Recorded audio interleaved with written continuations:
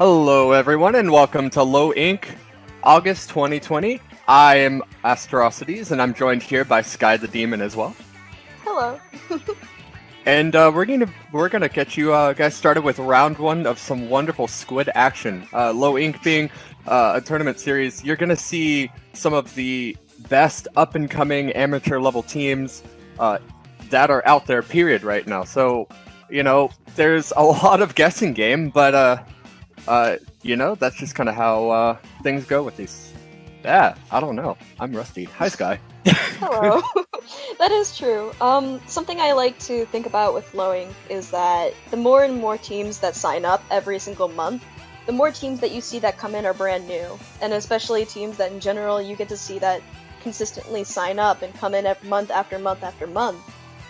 And it's really amazing to see these teams grow because you can see them from the very beginning and then they just end up getting to places like being an alpha bracket or even beta bracket. Or grow beyond. We've seen a lot of teams from past Low Inks really have gone pretty far in the scene nowadays. That being said, though, we are going to go ahead and get started with round one. We have Akuma versus Eurobeats. Now, one of these teams actually is the same team that you are on, being a Akuma, if I'm correct. Mm-hmm. I actually founded Akuma, and it's been around for almost about a year, where we went on a hiatus and came back sometime in June. Saku and I are the only original members from the team.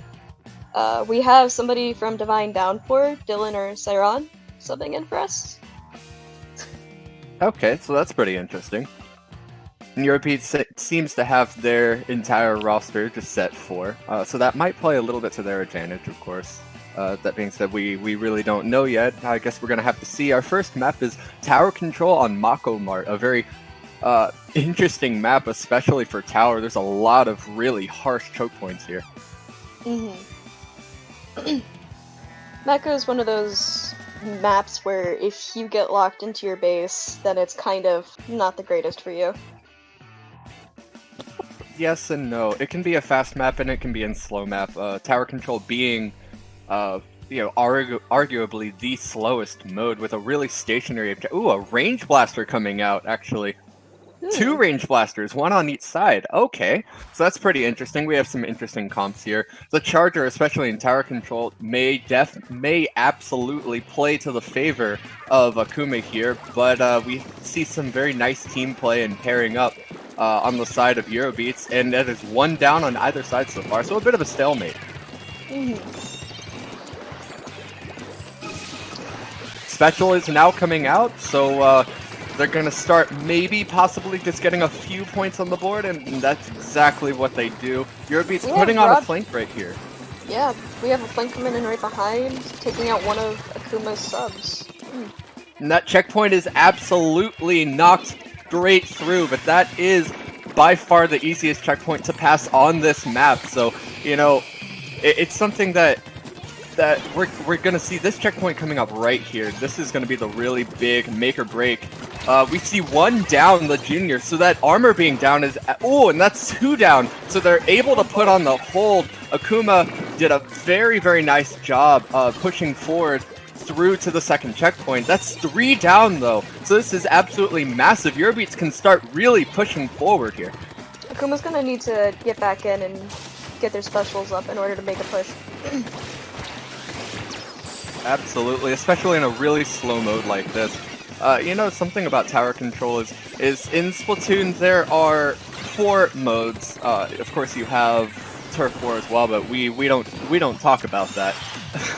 We have Tower Control, Splat Zones, Rainmaker, and Clan Blitz, and a nice shot right there by Jaden. A quick shot there.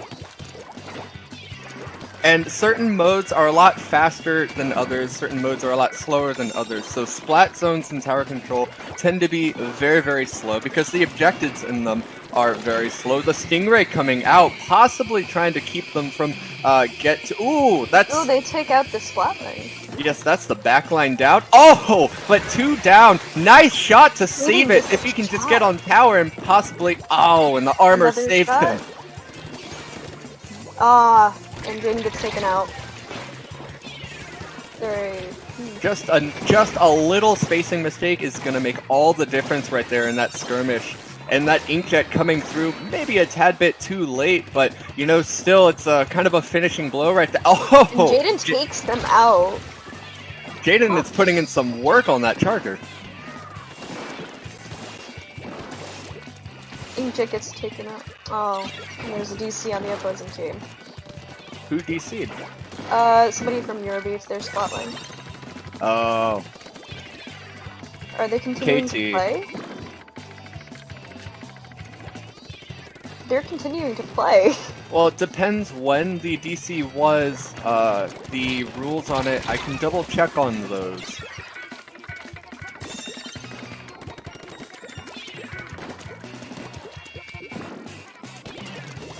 DC rules.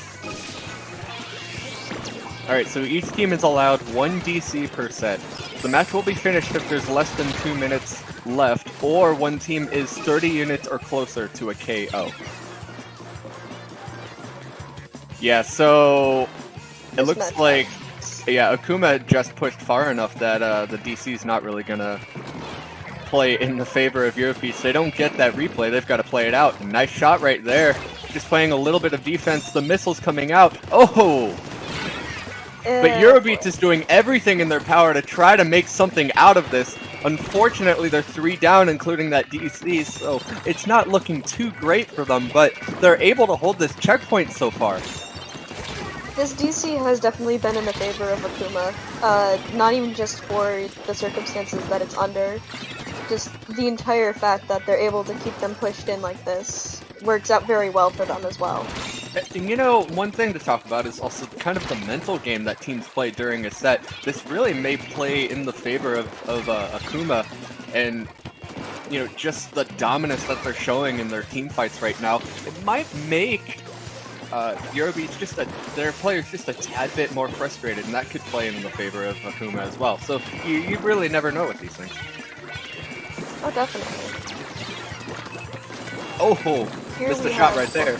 Oh, and the blaster was taken out by the other blaster. You know, that's something that I didn't think we'd say for an extremely long period of time. Blaster 1v1, another blaster.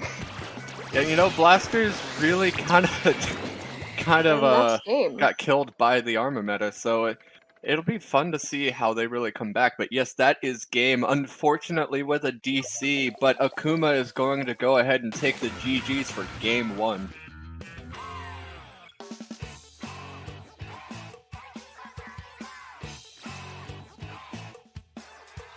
So that, you know, unfortunate events, they do happen. DCs, they do happen in Splatoon.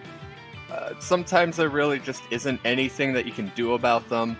Sometimes there are just connectivity issues between players, different people, especially if you're halfway across the world or something. Some people just don't connect well to each other, even in the same country, though, even if they have good internet. So you really never know.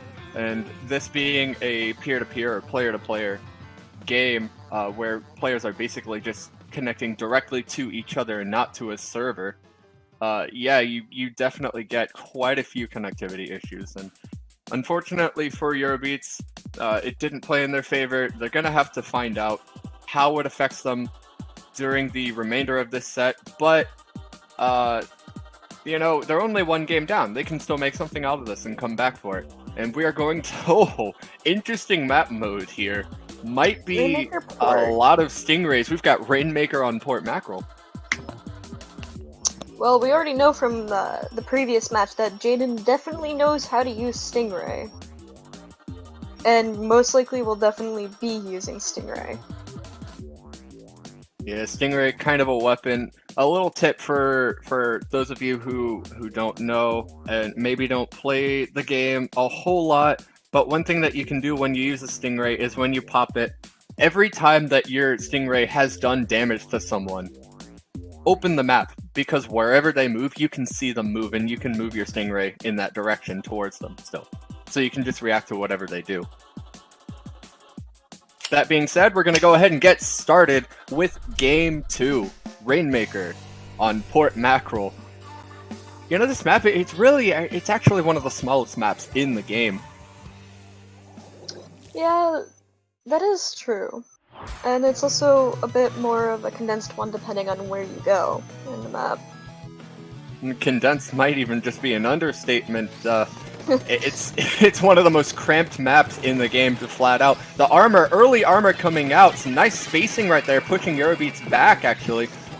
It does take out one player. Oh! Ooh. They almost had a nice opener right there, but 2 go down, so Eurobeats are able to push forward if they just play quick enough. Unfortunately, they haven't. So it's a little bit of a stalemate still in mid. Neutral is still in play. Armor's coming out, the Ray coming out, the Charger going down. That's absolutely massive. And so they're going to go to ahead pick and up the Rainmaker. Absolutely. Still playing just a little bit slow here, though. Pushing on the left, and they're gonna get taken out by Saku with the Kensa 52, who's then gonna pop Booyah. A bit of an emergency Booyah right there. It does play to his favor, but he just wasted a special. That is one thing to talk about in this game. Is one thing that's not really talked about enough, actually, is special usage. And every time in a team setting that you use your special and you don't get a pick out of it, your special is effectively wasted. A nice pick right there by the Splatling. So it's still a bit of a stalemate, only a 1-point difference in the lead.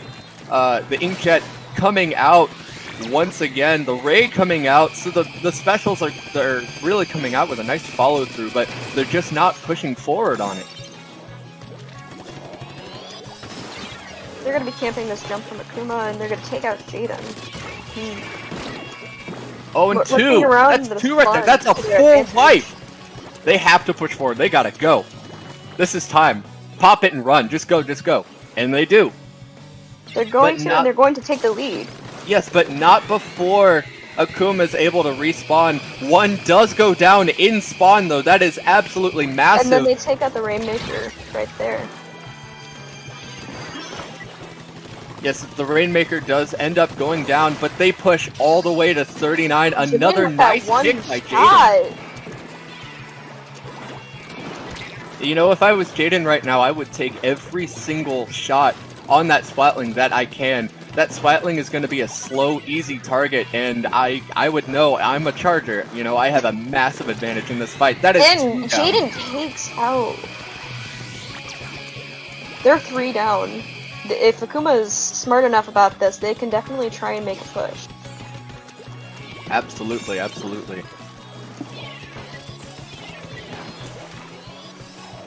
See a little bit of a push around the left side, the wall coming out. This is important pick right there. That's 2 down on the side of Eurobeats, possibly 3, and it is 3. That is 3 down. A nice double right there by Saku. The Booyah's coming out, the Hammer's coming out. No, in the wrong direction. Saku gets a nice trade here with the Splatling.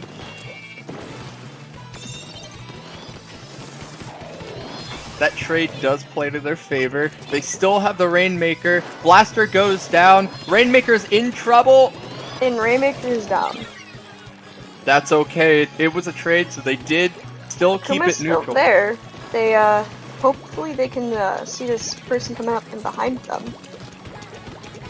You know, one thing to talk about as well is the team that is not in the lead also gets special advantage. They charge specials faster. So if Eurobeats keeps up this skirmish and it really stays as a stalemate like this for too long of a time, it will play in the advantage of Akuma right here, because Akuma will just have a lot more specials. Oh, and a really important pick with 50 seconds left. That is 2 down on the side of Akuma. So Eurobeats is really doing everything they can to bring this. Oh, and another nice pick with the Inkjet.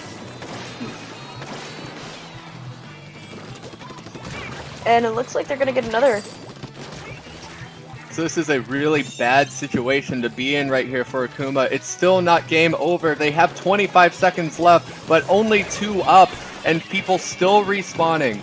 Oh! And they just keep getting picked off like flies. And they're gonna get KO'd. Oh! There's a saving shot there from Saku, it seems. Well, this game is not over, but they've got to do something about that Splatling right there. That Splatling is popping Inkling, or Stingray. And unfortunately for them, they do not pick up the Rainmaker. They're not able to make anything out of it, and they go down, and the set is evened at 1 apiece. Still a valiant fight, and it really didn't shift towards one direction until the second half of that match. It kind of looked to me like Akuma just started getting a little bit anxious, maybe panicking just a little bit, saying, okay, we're not in the lead, time is running out. 30 seconds is a lot of time in Splatoon. You can make a lot happen in 30 seconds if you just keep your composure and work together and put a really good, well-calculated push together. Oh, definitely. Especially since Splatoon is such a team-oriented game. It depends on everybody to work together to the very best that they can possibly do with one another. And with team games such as this, if one person's out of sync with the rest of them, it can be very catastrophic, depending on who they're against. Absolutely, and building on that, teams really start building win conditions into their comps, into their strategies. So you really start with a win condition. What exactly are we going to do that is going to win us this game? And then they start building around that and start playing towards that. Port Mackerel, though, is kind of an interesting map because it's so cramped and so small. There really isn't a whole lot of area to move, so that's going to speed up the rate of play, even at an amateur level where you have the slowest rate of play when it comes to competitive. Even at an amateur level, as you saw there, the rate of play is going to speed up so quickly that it almost really feels just kind of like a little bit of a slugfest, as long as there aren't double stingrays.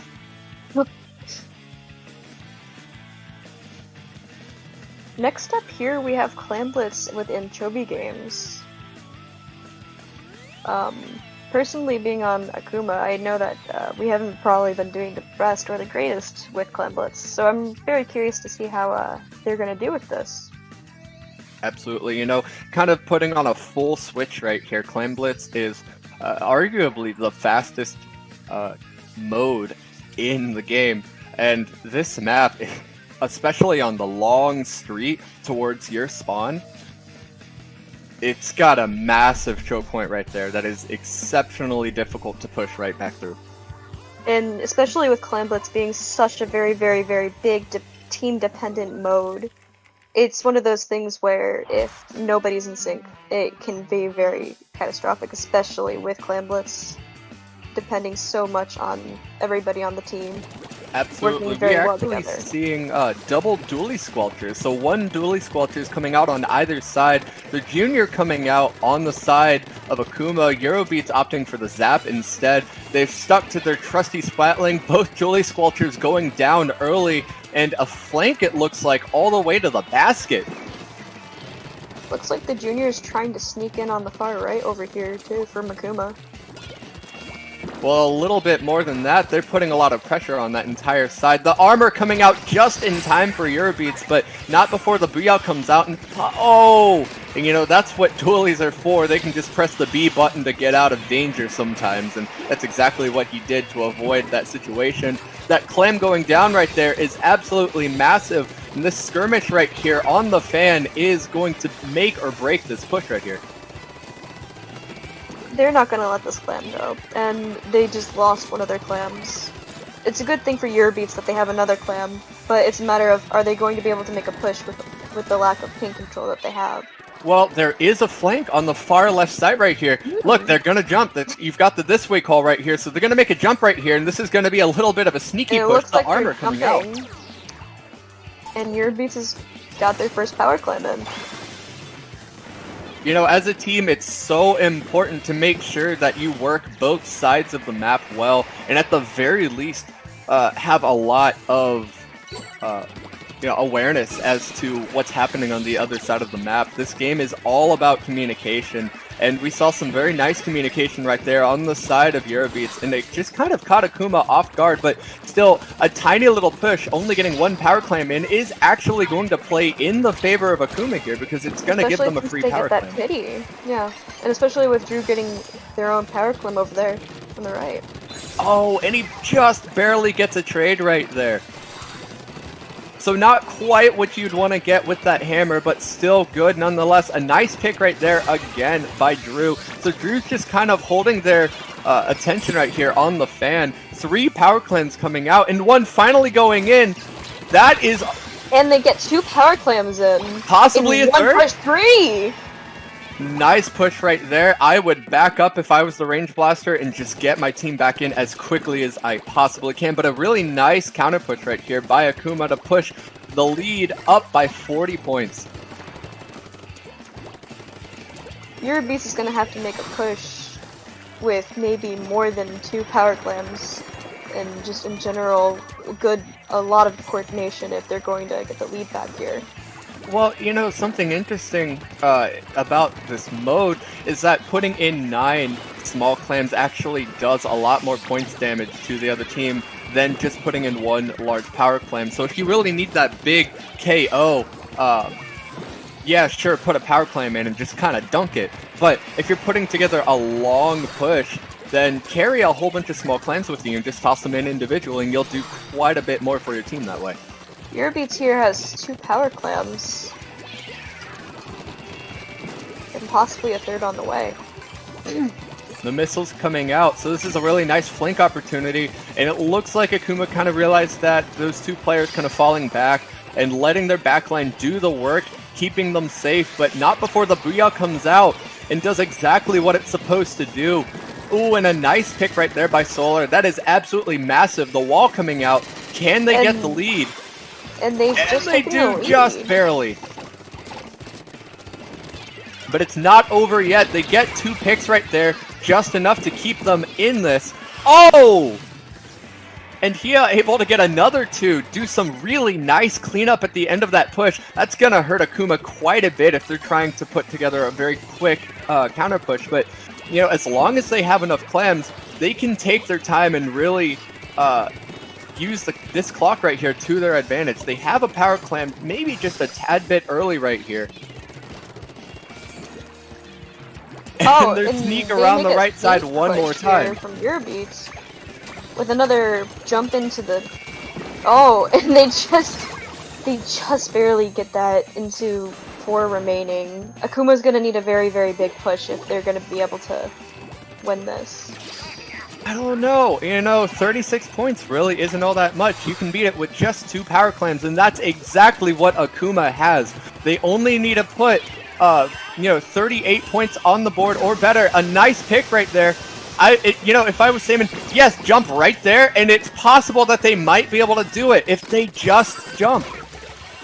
And they will. They're gonna get a power clam in, and then they're gonna also jump. But they're gonna get picked off by the K-shot. From Eurobeats. And unfortunately, there were only 2 people up right there, and the game is going to end. So the picks were taken by Eurobeats when it was important. Eurobeats playing a little bit of a sneaky game around the right side, especially during the latter half of that match, and it just plays to their favor. So we've got a very early 2-1 Eurobeats over Akuma, but you know, it's a long tournament. Akuma can absolutely come back. And especially when every single match that a team plays counts towards their eligibility to be in day 2.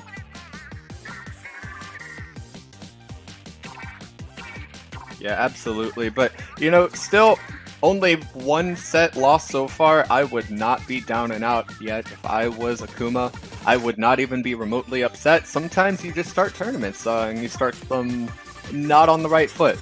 That being said, it was a wonderful round 1. Joining you guys here, but we're going to go ahead and go for a quick break until round 2.